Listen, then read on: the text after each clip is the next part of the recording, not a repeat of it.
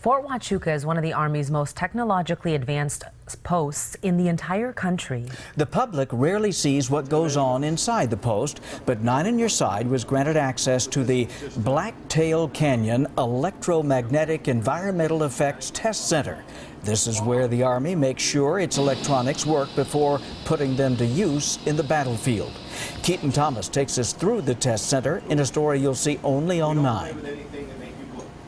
Here in this desolate country, surrounded by empty desert and mountains, the Army has found an ideal proving grounds for newly developed electronic equipment. This video is from just after World War II, and obviously the electronic capabilities of the Army has changed since then, but the role of Fort Huachuca has stayed much the same.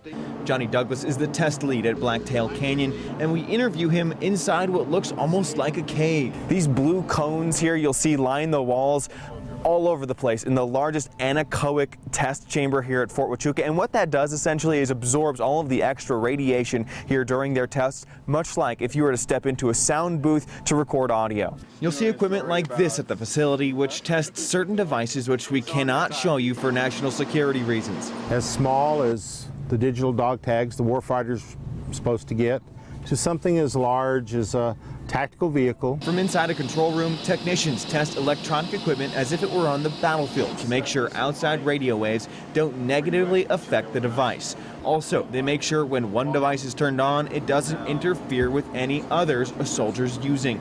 And when you think about that, the reason for these tests is pretty simple.